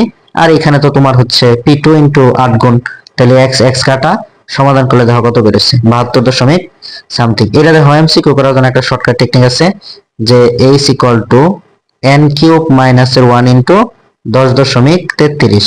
এই n কিউব হলো ব্যাস বা ব্যাসার্ধ কয় গুণ হয়। দেখো তো এখানে ব্যাস কয় গুণ হয়েছে, দ্বিগুণ। তাহলে 2 কিউব মানে কত 8, 8 থেকে একবার দিলে 7, 7 কেটে দিয়ে গুণ করে দেখো উত্তরটা এটার কাছাকাছি আসবে। তো আশা করি বুঝতে পারছো যে এমসিকিউ গুলো কিভাবে দিবা। এবার দেখো এই অঙ্ক, এখানে কি আছে, আচ্ছা এবার দেখো কি, এবার হলো পরম শূন্য তাপমাত্রা। বলা হইতেছে যে তাপমাত্রায় কোনো গ্যাসের আয়তন তাত্ত্বিকভাবে শূন্য হয়, মানে গ্যাসের আয়তন তো কোনো কিছুর আয়তন কি শূন্য হওয়ার কথা, কিন্তু একটা তাপমাত্রা আছে, ওই তাপমাত্রায় গ্যাসের আয়তন তাত্ত্বিকভাবে মানে তত্ত্বগতভাবে অঙ্ক করবা গেলে দেখা যায় যে ওটা শূন্য হয়ে গেছে। সেজন্য ওটাকে অ্যাবসলিউট ভ্যালু অফ টেম্পারেচার বা পরম শূন্য তাপমাত্রা বলে। এটার একটা মান আছে, হ্যাঁ পরম শূন্য তাপমাত্রাটা কত। তো এটা আমরা দেখাই যে কিভাবে এটা আসছে পরম শূন্য তাপমাত্রা। তাহলে তুমি বলবা যে তাপমাত্রায় কোনো গ্যাসের আয়তন কি হয়, আয়তন শূন্য হয়, তাকে পরম শূন্য তাপমাত্রা বলে। এটার মান কত, -273.16 ডিগ্রি সেন্টিগ্রেড বা 0 কেলভিন। এটা মুখস্থ, হ্যাঁ। এই যে আমি এখানে কিন্তু -273 ডিগ্রি সেন্টিগ্রেড লিখছি, আবার এমসিকিউর ক্ষেত্রে লিখছি -273.16। এমসিকিউর ক্ষেত্রে কিন্তু এই 0.16টা ইম্পর্টেন্ট, এটা কিন্তু দিতে হবে। আরেকটা কি 0 কেলভিন, হ্যাঁ আমরা সাধারণত বলো না যে 1 ডিগ্রি সেন্টিগ্রেড সমান, ওই কেলভিনের সময় কিন্তু আর এই 0.16টা বলি না, কিন্তু এখানে বলতে হবে। দেখো একটা সূত্র আছে, V = B not 1 + θ/T। Theta হলো তাপমাত্রা, সেটা হলো ডিগ্রি সেন্টিগ্রেড, হ্যাঁ ডিগ্রি সেন্টিগ্রেডের মান বসাই দাও। পরম শূন্য তাপমাত্রার ক্ষেত্রে এটার মান কত, এই যে 273 ডিগ্রি সেন্টিগ্রেড, 273 কে কাটা, এবং এটা কি মাইনাস, তাহলে তোমার এখানে হয় প্লাসের 1 মাইনাসের 1 মানে কি 0, তাহলে আয়তন কি শূন্য না। এই জন্য -273 ডিগ্রি সেন্টিগ্রেড এটা বলা হয় পরম শূন্য তাপমাত্রা, কারণ দেখো এই তাপমাত্রায় কোনো গ্যাসের আয়তন শূন্য হয়েছে এই জন্য। ওকে, এবার দেখো আমরা এসে বলছি গ্যাসের মৌলিক স্বীকার্য। গ্যাসের মৌলিক স্বীকার্য মানে গ্যাসগুলো আসলে কেমন, এগুলো কিছু কথা তোমার এগুলো করতে হবে বই থেকে। এখান থেকে কিছু আছে, বলা হইতেছে গ্যাসের অণুগুলো বিন্দু ভর এবং আদর্শ স্থিতিস্থাপক, মানে খুব খুব খুব ছোট এবং আদর্শ স্থিতিস্থাপকের মতো আচরণ করে। পরে বলতেছে অণুগুলোর মধ্যবর্তী দূরত্বের তুলনায় এদের আয়তন খুবই নগণ্য। তাই তো, মনে করে এখানে একটা অণু, এখানে একটা অণু, এদের মধ্যবর্তী দূরত্বের থেকে এদের আয়তন খুবই কম না, খুবই ক্ষুদ্র ক্ষুদ্র ক্ষুদ্র না এই কণাগুলা। তারপরে গ্যাসের পরম তাপমাত্রায় অণুগুলোর মোট গতিশক্তি সমানুপাতিক, তার মানে গতিশক্তি বাড়লে তাপমাত্রা বাড়বো, বা তাপমাত্রা বাড়লে গতিশক্তি বাড়বো, কথা সত্যই। তাপমাত্রা বাড়লে গ্যাসের অণু ছোটাছুটি বাড়ে, তার মানে হচ্ছে গতিশক্তি বাড়ে, এটা ঠিক আছে। পরবর্তী গ্যাসের অণুগুলোর মধ্যে আকর্ষণ বা বিকর্ষণ নাই, ঠিকই তো। আকর্ষণ থাকলে তো আর গ্যাস থাকতো না, একসাথে জমা হয়ে কঠিন হয়ে যেত, এই জন্য ওটা সত্য, আদর্শ নাই, তাই না। আবার পাত্রের গায়ে কোনো বল প্রয়োগ করে না, বল প্রয়োগ করলে তো পাত্র ছিদ্র হয়ে গ্যাসগুলো বের হয়ে যেত, কিন্তু তা তো করে না। ওকে, তারপরে বলতেছে গ্যাসের গতিশক্তি আছে, হ্যাঁ অর্থাৎ গ্যাসের গতিশক্তি আছে। আচ্ছা যাই হোক, এবার দেখো গড় বর্গমূল বর্গবেগ, হ্যাঁ এটার সংক্ষেপে বলা হয় রুট ম্যান স্কোয়ার, CRMS। আর মানে রুট, এম এ তো হলো মিন, রুট মিন, এস এ তো হলো স্কোয়ার, রুট মিন স্কোয়ার, সংক্ষেপে বলে CRMS বেগ। এটা মানে কি গড় বর্গমূল বর্গবেগ, রুট মেন স্কোয়ার, হ্যাঁ গড় বর্গবেগের বর্গমূল। দেখো CRMS এর সূত্র আছে কয়টা, তিনটা। একটা হলো CRMS সমান C1 C2 C3 C4 dot dot square by n, এটা একটা। আর একটা CRMS সমান হলো 3p/ρ। এটা কি বললাম, CRMS সমান √3p ডিভাইডেড বাই রো, তাহলে এটা হচ্ছে রো, এটা হচ্ছে ঘনত্ব রো। আরেকটা দেখো CRMS সমান সমান √3RT/m, এটা হচ্ছে আণবিক ভর, আর টি হচ্ছে তাপমাত্রা। আমার কথা শুনে শুনে লিখে ফেলাইও, হ্যাঁ পোস্ট দিয়ে দিয়ে লিখে ফেলাবা। কি কি তাপমাত্রা আর লিখবো না, কারণ বলতেছি তো। আর এম হচ্ছে আণবিক ভর, গ্যাসের নাম বলা থাকবো তোমার বুঝতে হবে আণবিক ভর কত। আর টি হচ্ছে আর এর মান, মান কত 8.31। আর এই CRMS হচ্ছে, CRMS কি গড় বর্গবেগের বর্গমূল, মানে রুট মেন স্কোয়ার, হ্যাঁ এ পর্যন্ত হয়েছে। এবার দু একটা অঙ্ক দেখো, বলা হইতেছে স্বাভাবিক তাপমাত্রা ও চাপে, তাহলে স্বাভাবিক চাপের মান টি এর মান কত 1.013 ইন্টু 10⁵ প্যাসকেল, এটা আমাদের বুঝতে হবে। গ্যাসের ঘনত্ব দেওয়া আছে, ঘনত্ব মানে রো, চাইছে কি CRMS, এই যে গড় বেগের বর্গমূল। এই দেখো CRMS এর সূত্র তিনটা, তার মধ্যে একটা কাজে লেগে গেছে, দ্বিতীয়টা 3p/ কত রো, এই যে 3p/ρ, 3 তো 3p এর মানে এই যে মুখস্থ, আর রো দেওয়া আছে এই শেষ। অবশ্যই এটা একক মিটার পার সেকেন্ড, এককটা এখানে লেখা নাই, এটা একক মিটার পার সেকেন্ড। ওকে, এবার দেখো 100 ডিগ্রি সেন্টিগ্রেড তাপমাত্রায় গ্যাসের বর্গমূল গড় বর্গবেগ নির্ণয় করো। এখন কোন গ্যাস, এখানে আসলে এটার কথা বলা যায় কোন গ্যাস, নাইট্রোজেন। নাইট্রোজেনের ক্ষেত্রে এম কত, এম হলো 32, তবে 1000 দিয়ে ভাগ করতে হবে, কেজিতে নিতে হবে। তাহলে দেখো এই যে আমরা এম জানি, আর জানি, টি জানি, তাহলে দেখো CRM এর সমান √3RT/m, মান বসে দিলে হয়ে গেল। উত্তর হবো 576 দশমিক যাই আসে একক হলো মিটার পার সেকেন্ড, কারণ বেগ যে। ওকে, এবার আমরা মেইন টপিক আইসা পড়ছি, এটা হলো শিশিরাঙ্ক ও আপেক্ষিক আর্দ্রতা। এটা পড়লে আমাদের মোটামুটি বেসিকটা হয়ে যাবে, হ্যাঁ দেখতে থাকো, শেষ করবো আজকে ইনশাল্লাহ, একটু দেরি হয় হোক, কিন্তু আমরা হচ্ছে এটা কি করবো, আমাদের এটা শেষ করতেই হবে। ওকে, এবার দেখো আমরা প্রথম কি দেখাবো, প্রথমে আমরা বলবো আর্দ্রতা, আপেক্ষিক। দেখো আর্দ্রতা, আর্দ্রতা মানে কি? আর্দ্রতা মানে হচ্ছে একটা জায়গা কতটুকু ভেজা বা শুষ্ক, এটা দিয়ে আসলে আর্দ্রতা বোঝায়। আর পরম আর্দ্রতা, এটার সঙ্গে আমরা দেখবো আপেক্ষিক আর্দ্রতা দেখবো, শিশিরাঙ্ক দেখবো। মনে রাখো শিশিরাঙ্ক এক ধরনের তাপমাত্রা, এটা যেন মনে থাকে, শিশিরাঙ্ক এক ধরনের তাপমাত্রা। পরে শিশিরাঙ্ক আপেক্ষিক আর্দ্রতার সম্পর্ক দেখবো, পরে গ্লেইসারের সূত্র দেখবো, আর্দ্রতা সম্পর্কিত কয়েকটা ঘটনা, তারপরে আর্দ্রতা নির্ণয়ের গুরুত্ব, এটা দিয়ে কি করে, কেন নির্ণয় করে। এরপর আমরা দেখবো শুষ্ক ও আর্দ্র। আর্দ্র মানে ভিজা, বাল্ব হাইগ্রোমিটারের সাহায্যে আবহাওয়ার পূর্বাভাস, ওই যে আগেই বলে দেয় আজকালকে আগামীকালে তাপমাত্রা, রোদ থাকবে না, বৃষ্টি থাকবে, জ্বর হবে কিনা, এগুলো আমরা এখান থেকে বলতে পারবো। পরে কিছু গাণিতিক উদাহরণ। তাহলে প্রথমে আমাদের শুরু কি আর্দ্রতা দিয়ে। দেখো আর্দ্রতার কথা কি বলা হয়েছে? আর্দ্রতা বলতে বোঝায় বায়ু মানে বাতাস কতটুকু শুষ্ক বা ভেজা। দেখো তো শীতের দিনে তাহলে বাতাসে জলীয় বাষ্পের পরিমাণ কম না বেশি? শীতের দিনে যদিও বাষ্প কম, এই জন্য তো আমাদের হাত মুখ ফুট ফেটে যায়, কারণ আমাদের শরীর থেকে বাতাস পানি শুষে নেয়। আর গরমের দিনে আর্দ্রতা, হ্যাঁ, তার মানে পানি, জলীয় বাষ্প পানিতে কেমন, বেশি। গরমের দিনে বেশি আর শীতের দিনে কম। এই জন্য আমাদের হচ্ছে শীতের দিনে মুখে এই বিভিন্ন পোমেড জাতীয় কিছু লাগাইতে হয়, যেন আমাদের পানি শুষে নিতে না পারে, কারণ শীতের দিনে বাতাসে জলীয় বাষ্প বা পানি কি কম থাকে। এবার দেখো খ নাম্বার। খ নাম্বার বলা হচ্ছে কোন কোন সময়ে, মনে করো আজকে এখন তুমি যখন বলতেছ কোন সময় কোন একক আয়তনে, মানে তুমি একটা ঘর নিলা, যে ঘরের দৈর্ঘ্য প্রস্থ উচ্চতা 1 মিটার করে, সেই বায়ুতে যে পরিমাণ জলীয় বাষ্প থাকে ওই স্থানের পরম আর্দ্রতা বলে। মনে করো এটা তোমার একটা রুম, হ্যাঁ, এটা এটা হচ্ছে তোমার একটা রুম, এটা জানালা। এখন এই ঘরের মধ্যে তোমার এই একক আয়তনে কিছু পরিমাণ জলীয় বাষ্প আছে না? জলীয় বাষ্প মানে কিন্তু আসলে বাতাস। মনে করো তোমার এখানে যে বাতাসটুকু আছে, ওই বাতাসটুকু তুমি যদি কম্প্রেসারে দিয়ে ঠান্ডা করো, ঠান্ডা করার পর মনে করো তুমি 0.5 কেজি পানি পাইলা। এই 0.5 কেজি পানি কিন্তু এখানে বাতাস আকারে ছড়ানো ছিটানো ছিল। হ্যাঁ, এটাকে তোমার বলা হয় পরম আর্দ্রতা। হ্যাঁ, যে কি পরিমাণ জলীয় বাষ্প থাকে, জলীয় বাষ্প মানে বাতাস আসলে থাকে, তাকে বলে পরম আর্দ্রতা। এবার দেখো আপেক্ষিক আর্দ্রতা, বলতেছে কোনো নির্দিষ্ট তাপমাত্রায় কোনো নির্দিষ্ট আয়তনের বায়ুতে যে পরিমাণ জলীয় বাষ্প থাকে, ওই তাপমাত্রায় ওই একক আয়তনের বায়ুকে সম্পৃক্ত করতে যে পরিমাণ জলীয় বাষ্পের প্রয়োজন, তাকে আপেক্ষিক আর্দ্রতা বলে। বুঝো না, তাই তো? ওকে, দেখো আমি এখানে বলি তোমার যে কোন একটা নির্দিষ্ট তাপমাত্রা, ধরো তাপমাত্রা কিছু একটা আছে, ধরো তাপমাত্রা হলো তোমার 15 ডিগ্রি সেন্টিগ্রেড। তো 15 ডিগ্রি সেন্টিগ্রেড তাপমাত্রা একটা নির্দিষ্ট আয়তনের, মনে করো এটা হলো তোমার রুম, এইখানে তুমি হলো এখন করবা, হ্যাঁ, এটা রুম। নির্দিষ্ট আয়তনের বায়ুতে, মানে এটার বায়ুর ভিতরে যে পরিমাণ জলীয় বাষ্প, মনে করো 0.5 কেজি জলীয় বাষ্প আছে, জলীয় বাষ্প ওই তাপমাত্রায়, মানে তাপমাত্রা তোমার এটাই থাকবে, এই তাপমাত্রায় আয়তনের বায়ুকে সম্পৃক্ত করা মানে শিশির ফেলাইতে হবে তোমার, মানে ওটা ঠান্ডা করে তুমি পানি বানায় ফেলাবা, তখন যে পরিমাণ জলীয় বাষ্পের প্রয়োজন হবে, তাহলে আরো অবশ্যই জলীয় বাষ্প লাগবে। এদের যে অনুপাত, এই অনুপাতকে বলা হয় আপেক্ষিক আর্দ্রতা। হ্যাঁ, এটাকে বড় হাতের আর দ্বারা প্রকাশ করা হয়, এটার একটা সূত্র আছে। দেখো বড় হাতের আর সমান সূত্র হলো ছোট হাতের এফ বাই বড় হাতের এফ ইন্টু 100%। এটা আমরা পরে অবশ্যই দেখবো, সূত্র আসতেছে সামনে। ওকে, এবার দেখো এটা, এখানে আমরা দেখবো শিশিরাঙ্ক। যে তাপমাত্রায় একটা নির্দিষ্ট আয়তনের বায়ু তার ভেতরে জলীয় বাষ্প দ্বারা সম্পৃক্ত হয়, তাকে ওই বায়ুর শিশিরাঙ্ক বলে। সংক্ষেপে আমি একটা কথা বলি, সহজ কথা হলো যে তাপমাত্রায় শিশির পড়তে শুরু করে অথবা যে তাপমাত্রায় শিশির অদৃশ্য হতে শুরু করে, তাকে শিশিরাঙ্ক বলে। তুমি সংখ্যাটা ভালো করে লিখো। হ্যাঁ, আবার কি বললাম? যে তাপমাত্রায় শিশির পড়তে শুরু করে অথবা যে তাপমাত্রায় শিশির অদৃশ্য হতে শুরু করে, তাকে কি বলে? শিশিরাঙ্ক। একটা উদাহরণ দেই, তাহলে তোমার হচ্ছে কনফিউশনটা ক্লিয়ার হয়ে যাবে। হ্যাঁ, ওকে, দেখো উদাহরণটা কেমন।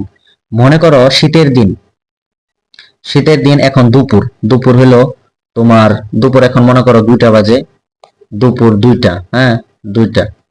তাহলে এখন অবশ্যই তোমার শিশির পড়বে না। 2টা থেকে তোমার ধরো বিকাল 4টা, তখনও কিন্তু শিশির পড়বো না।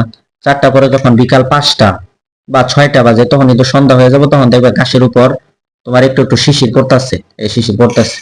এখন এরকম করে রাতে শিশির পড়তেই থাকবো। এখন এরকম করে ফজরের নামাজের আগ দিয়ে দেখবো অনেক শিশির পড়ে রয়েছে। এখন আবার চিন্তা করো যে এর এখন তোমার আবার দিনের বেলা 8টা বাজে, 8টা বাজলে কিন্তু আবার রোদ উঠে যাবে, তখন আবার কিন্তু শিশির অদৃশ্য হয়ে যাবো। তাহলে দেখো তো শিশির পড়া শুরু হয়েছিল কয়টায়? পড়া হয়েছিল তোমার আগের দিন 6টায়, আবার শিশির অদৃশ্য হতে শুরু করলো কয়টায়? তোমার 8টায়, সকাল 8টায়। এখন এই যে তোমার যে সময় শিশির পড়া শুরু হয়েছিল, ওই আগের দিন সকাল 6টা, ওই 6টার সময় বিকালে একটা তাপমাত্রা ছিল না? মনে করো সেই তাপমাত্রা ছিল 13 ডিগ্রি সেন্টিগ্রেড।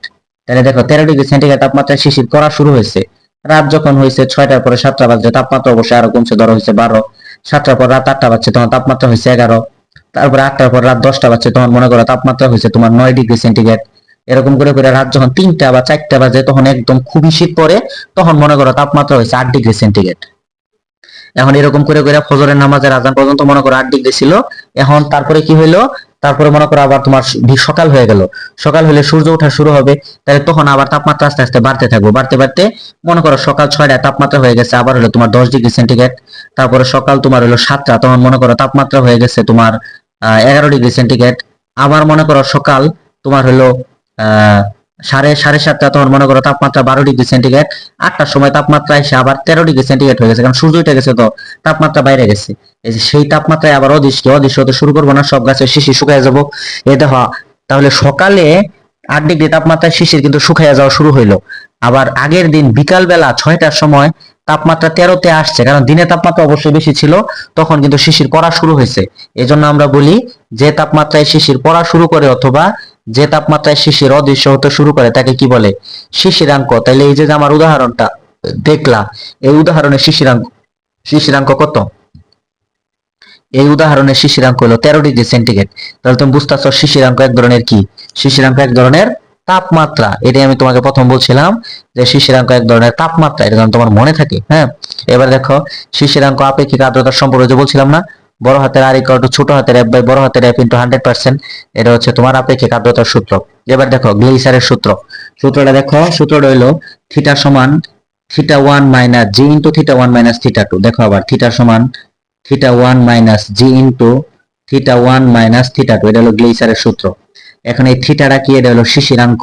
তাহলে এটার তাপমাত্রা, এটা একক কি? Degree centigrade. আবার দেখো গ্লেইসারের এই সূত্রটা এখানে দুইটা পার্ট আছে। হ্যাঁ, দুইটা পার্টের মধ্যে মনে করো যে এটা তোমার ওই আবহাওয়া অফিসের জিনিসটা থাকে, মনে করো একটা বাল্ব থাকে। হ্যাঁ, যে একটা বাল্ব, এই বাল্বটা মনে করো তোমার শুষ্ক মানে শুকনা, আর একটা এখানে একটা বাল্ব থাকে, ওটা হলো ভেজা। তাহলে দুইটা বাল্ব থাকে, একটা হলো শুকনা আর একটা কি? ভেজা। এই দুইটার পার্টের পার্থক্য দেখে তারা অনেক ক্যালকুলেশন করে তোমার কালকে বৃষ্টি হবে না ঠান্ডা হবে এগুলো বের করে। তো এখন আমরা যেটা তোমাকে মনে রাখতে বলবো যে এখানে থিটা তো শিশিরাঙ্ক, আর যেটা θ1 ওটাকে বলা হয় শুষ্ক। শুষ্ক মানে কি? শুকনা। মনে রেখো θ1টা কি? শুকনারটা। হ্যাঁ, তাহলে অবশ্যই এটা তাপমাত্রা বেশি হবে, মনে রেখো। তাহলে তোমার মনে রাখতে হবে θ1 ইজ গ্রেটার দেন কি? θ2, কারণ তোমার শুষ্কটার তাপমাত্রা কি? বেশি হয়। এবং এই শুষ্ক বাল্বে হাইগ্রোমিটারের যে পার্ট, এটা অনেক সময় বলা হয় বায়ুর তাপমাত্রা। তাহলে যদি বলে বায়ুর তাপমাত্রা এত, তাহলে তোমার বুঝতে হবে এটা θ1। যদি বলে শুষ্ক হাইগ্রোমিটারের পার্ট, তাও তোমার বুঝতে হবে θ1। কিন্তু যদি বলে সিক্ত, তাহলে তোমার কি? θ2। আর গ্লেইসারের ধ্রুবক এটা অঙ্কতে মুখস্থ দেওয়া থাকবে, তোমার প্যারা নেওয়ার কিছু নাই। তুমি অঙ্কতে হচ্ছে দেখবা গ্লেইসারের ধ্রুবক কত করে তুমি করে নিবা। হ্যাঁ, আমি তোমার একটা উদাহরণ দিই। এই যে দেখো, কোনো একদিন তোমার শুষ্ক বাল্বের পাঠ 23 ডিগ্রি সেন্টিগ্রেড, সিক্ত বাল্বের পাঠ তোমার 15.8 ডিগ্রি সেন্টিগ্রেড, এবং গ্লেইসারের ধ্রুবক হলো 1.74। তাহলে ওই দিন শিশিরাঙ্ক কত? এই দাও তোমার সূত্র, theta equal to θ1 minus g into θ1 minus θ2। এটা অবশ্যই বড়টা, কারণ শুষ্ক, আর এটা ছোটটা। আর গ্লেইসারের ধ্রুবক দেওয়া আছে, মান বসাই দিলে দেখো তোমার শিশিরাঙ্ক বের হয়ে গেছে। হ্যাঁ, এবং এখানে একটা অঙ্ক ছিল, এটা তোমার ডাক না থাকলে তুমি বুঝবা না, এটা আমরা পরে সৃজনশীল যখন করাবো তখন তোমার উদ্দীপক থাকবে, তখন তুমি এটা বুঝবা। হ্যাঁ, আচ্ছা এবার দেখো তোমার এগুলো অঙ্ক, এগুলো হচ্ছে তোমার আমরা যখন ডাক লিখবো তখন তুমি বুঝতে পারবা। এইবার দেখো আমরা চলে আসছি মুক্তপথ। মুক্তপথ হইলো কি ব্যাপারটা তোমাকে বুঝাই একটু বলি। মনে করো এটা হচ্ছে একটা পাত্র, এটা হচ্ছে একটা পাত্র। তাহলে পাত্রের ভিতরে অবশ্যই অনেকগুলা গ্যাস আছে, গ্যাসের কণা। মনে করি এটা একটা কণা, এটা একটা কণা, তারপর হচ্ছে তোমার এটা একটা কণা, এটা একটা, এরকম অনেকগুলা কণা আছে। তো একটা কণা আর একটা কণা ধাক্কা লাগার মাঝখানে যে পথটুকু যায় ওটাকে মুক্ত পথ বলে। তো মনে করো এটা একটা কণা, আবার হচ্ছে তোমার এটা একটা কণা। তো দুটো ধাক্কা লাগবে, ধাক্কা লাগার পর একটা নির্দিষ্ট দূরত্ব যাওয়ার পর তো আবার ধাক্কা লাগবে। ওই যে একটা নির্দিষ্ট দূরত্ব যাওয়ার পর মাঝখানে যে পথ, ওটাকে বলা হয় মুক্ত পথ। মুক্ত মানে ওই পথে কোনো বাধা থাকে না। ধাক্কার পর আরেক ধাক্কা, দুই ধাক্কার মাঝখানে যখন ধাক্কা না লাগে তখন তারা যতটুকু পথ যায় সরল রেখা, ওটাকে কি বলে? মুক্ত পথ বলে। হ্যাঁ, তা আমি এখানে আরেকটা তোমার চিত্র দিয়ে দেখাই। মনে করে এটা একটা বক্স, মনে করে এটা একটা কোণা, এখানে যায় ধাক্কা লাগলো, আবার এখানে আসলো, আবার মনে করে এখানে গেল, এখানে যায় ধাক্কা লাগলো। এই যে এগুলো হলো তোমার সরলরেখিক যে দূরত্বটুকু, এগুলোকে বলা হয় মুক্ত পথ। আচ্ছা এবার দেখো গড় মুক্ত পথ। তাহলে খুবই সিম্পল, মোট দূরত্বকে মোট ধাক্কার সংখ্যা দিয়ে ভাগ করে দিবা। আর দেখো মুক্ত পথকে কি দ্বারা প্রকাশ করা হয়? ল্যামডা। আর মোট দূরত্ব এস, আর মোট ধাক্কা হলো এন। এটাই। হ্যাঁ, গড় মুক্ত পথে দুটো সূত্র আছে, এটা তোমার মুখস্থ রাখতে হবে। ল্যামডা সমান 1/π² n, আর একটা হলো ল্যামডা সমান 1/√2 π² n। হ্যাঁ, এটা তোমার মনে রাখতে হবে, না হলে তুমি হলো গড় মুক্ত পথের অঙ্কগুলো করতে পারবে না। এটা তোমার মনে রাখতে হবে ভাই, কিছু করার নাই। দেখো এখানে একটা অঙ্ক আছে, এই যে বলছে প্রতি সেন্টিমিটার কিউবে অণুর সংখ্যা দেওয়া আছে এবং অণুর পারমাণবিক ব্যাসার্ধ দেওয়া আছে, গড়মুক্ত পথ চাইছে। দেখো এই যে তোমার অণুর সংখ্যা এটা হলো n, তাই না? তাহলে তুমি এটাকে সেন্টিমিটার থেকে মিটার কিউবে নিলা, আর এই যে এটা দেখো 1.5 ইন্টু 10 টু দি পাওয়ার কত হয় 25, তাহলে এটা তোমার n, তাই না? আর এবার দেখো আর ব্যাসার্ধ, ওই যে পারমাণবিক ব্যাসার্ধ, এই দেখো আর দেওয়া ছিল, আর এ হইলো কত, এ হইলো তোমার দেওয়া আছে, হ্যাঁ, এ কত, এ হইলো, এ সমান হইলো তোমার 2 আর, হ্যাঁ, তাহলে দেখো মান বসাইলে এটা, এখন গড়মুক্ত পথ চাইছে ল্যামডা, দাও সূত্র ল্যামডা সমান 1 by pi A square N, এই পাই এ স্কয়ার হইলো n, মান বসাই দাও, ক্যালকুলেশন করলে যা আসে এটাই তোমার হচ্ছে গড়মুক্ত পথ, এর একক হচ্ছে মিটার, তাই না?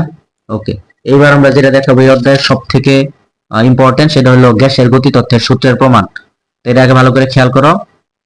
দেখো এখানে আমরা তোমার একটা ছক্কা যাচ্ছে, দেখো এদিকে কি এক্স, আর এটা হচ্ছে জেড, উপরেরটা কি ওয়াই, তারপর এখানে হচ্ছে আমরা একটা বক্স আঁকছি, হ্যাঁ, এই হচ্ছে একটা বক্স, এই দেখো একটা বক্স, এর মধ্যে এক্স অক্ষ বরাবর যে ব্যাগটা দিছি ওয়ান, ওয়াই অক্ষ বরাবর বি ওয়ান, জেড অক্ষ বরাবর ডব্লিউ ওয়ান, আর এটা লব্ধি বেগ যেটা দিছি আর এম এস বেগ, এটা হলো সি ওয়ান। এটার বিভিন্ন নাম দিছি, দেখো এ বি সি ডি, তারপরে এখানে দেওয়া হয়েছে ই এফ, তারপরে এখানে দেওয়া হয়েছে এইচ, তারপরে এখানে তুমি যে বিন্দুগুলো ইচ্ছা দিতে পারো। এখন যেটা কথা সেটা হলো আমাদের এটা কিন্তু একটা ঘনক, হ্যাঁ, বুঝতে গেলে তাহলে তুমি আবার ভালো বুঝতে পারো। ওকে, এবার আমাদের অঙ্ক শুরু।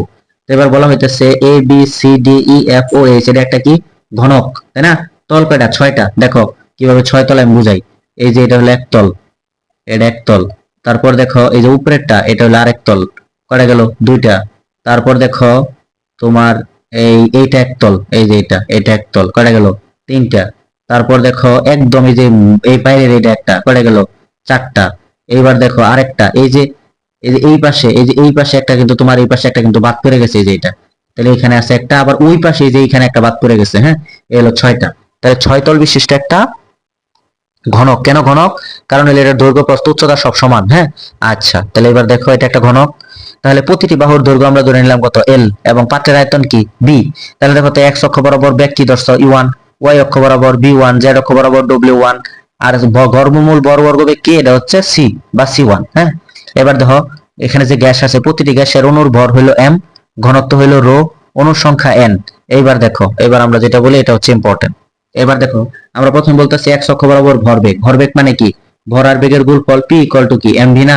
তাহলে দেখো এক্স অক্ষ বরাবর এম তো এমই, এক্স অক্ষ বরাবর বেগ কি? ওয়ান, এটা হলো এক্স অক্ষ বরাবর কি?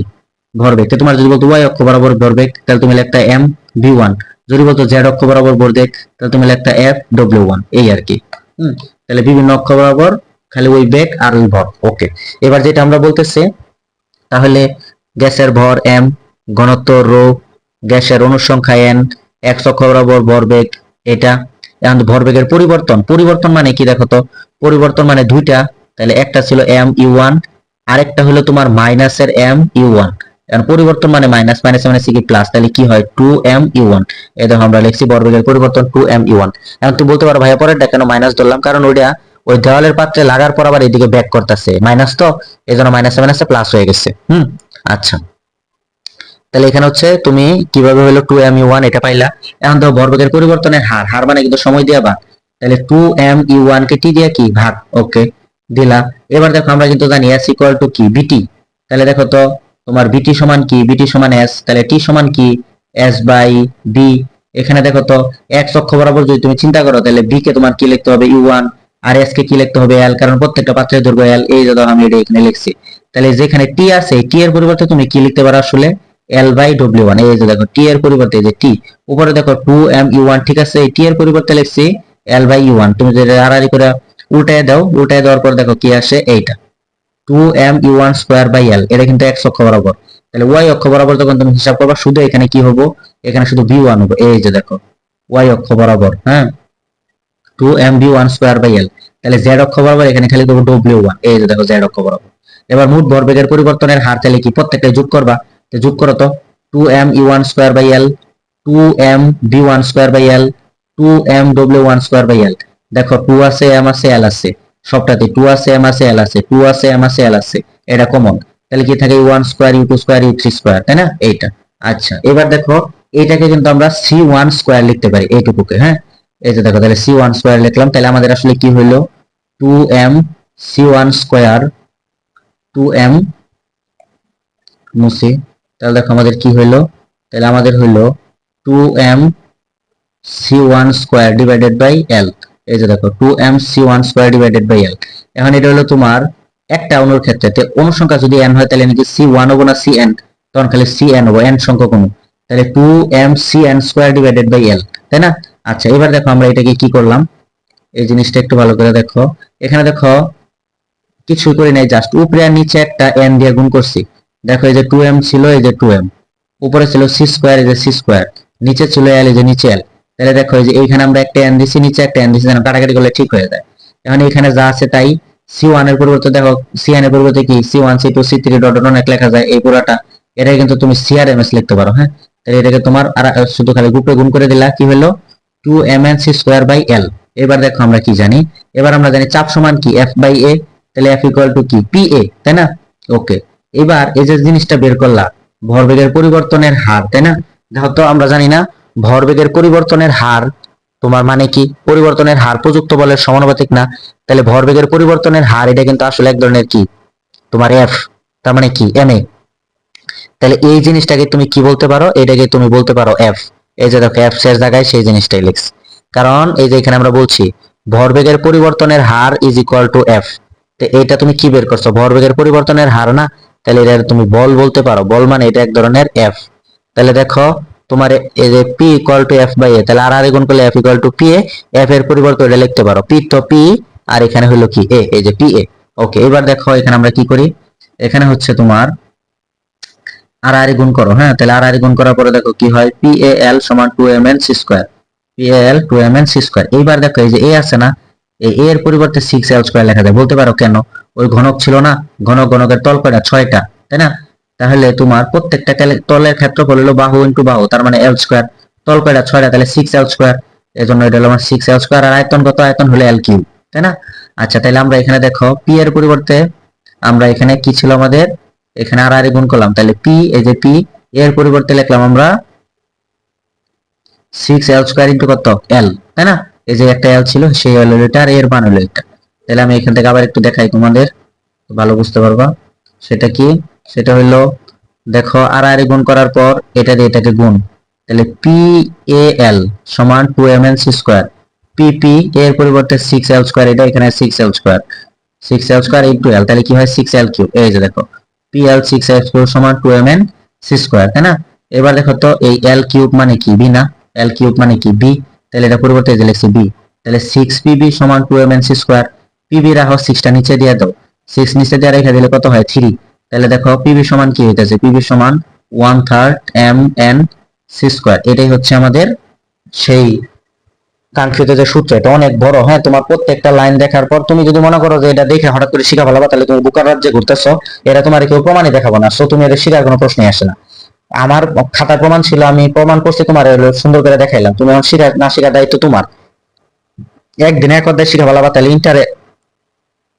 ইন্টারের সিলেবাস দেওয়ার কথা ছিল 10 দিন, বুঝো না? 10 দিন পরে তুমি পরীক্ষা দিয়ে প্লাস পেতে, বিষয়টা কি তাই? তাহলে ভাব ধরো না, তুমি ভাব না ধরে সরাসরি হলো তুমি যা করছি খাতা নিয়ে বসো, বৈশা করো। তুমি যদি করো তাহলে শিখতে পারবা, না হলে তুমি মারা খাবা, পরে অবশ্য বুঝবা, প্রাইভেটে ঘুরে ঘুরে শিখা পারবা না, কিছু করার নাই। আচ্ছা, এবার দেখো গ্যাসের গতিতত্ত্বের প্রমাণ, এই যে আমরা জিনিসটা শিখলাম, এটা দিয়ে কি করবো, হ্যাঁ, বা এটার কাজটা কি আসলে। তো দেখো এটার কাজ কি, দেখো আমরা জানি গ্যাসের গতিতত্ত্বের প্রমাণ, তাহলে দেখো আমরা জানি পিবি সমান 1/3 mn c স্কয়ার। তোমাকে মনে রাখতে হবে বড় হাতের m সমান হলো ছোট হাতের mn, সরি মুছে দেই, বড় হাতের mn সমান ছোট হাতের mn। তাহলে দেখো ছোট হাতের mn মানে বড় হাতের m, আর কে সমান কি হাফ mv স্কয়ার, এটা তুমি জানো। ওকে, এবার দেখো পিবি সমান 1/3 mn c স্কয়ার, তাহলে পিবি থাকলো 1/3 mn, এই mn এর পরিবর্তে কি লিখতে পারো, বড় হাতের m। ওকে, তাহলে তুমি পিবি 1/3 একটা 2 আর একটা হাফ দিলে কাটাকাটি গুলো আগেটা ঠিক থাকে, এখন এটা পরিবর্তে কিন্তু তুমি লিখতে পারো কি, এই যে কে হাফ mv স্কয়ার। তাহলে দেখো তোমার কি হইতেছে, পিবি সমান 2/3 কে, তাই না? এই যে পিবি সমান 2/3 কে, তাহলে তুমি যদি, তাহলে এখানে আমরা লিখি পিবি সমান 2 কে বাই 3, তাই না? এবার তুমি যদি পি বের করো, দেখো তুমি এটা এমনি লিখতে পারবা 2/3 into K divided by B.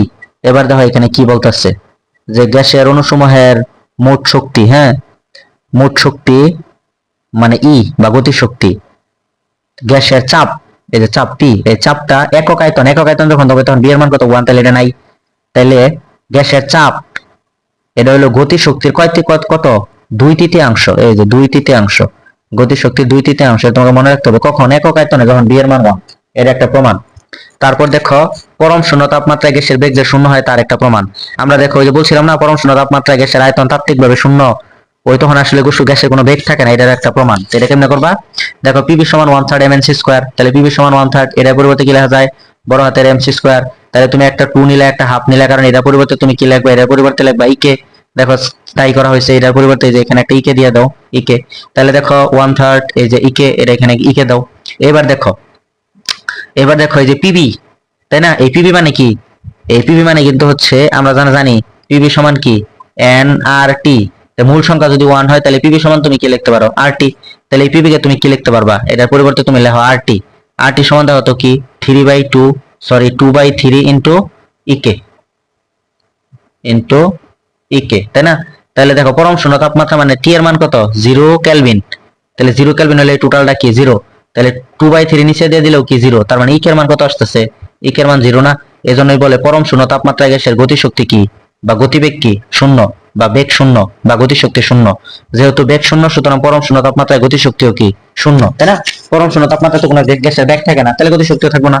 ওকে, তারপর দেখো এই গতিশক্তির সূত্র থেকে সিআরএমএস এর মান দেখো, আমরা পড়াইছিলাম তোমাদের সিআরএমএস সমান একটা হচ্ছিল √3p/ρ, আর একটা ছিল সিআরএমএস সমান √3RT/m। এই দুটোই হলে এখানে কিন্তু প্রমাণ করে দেখাবো।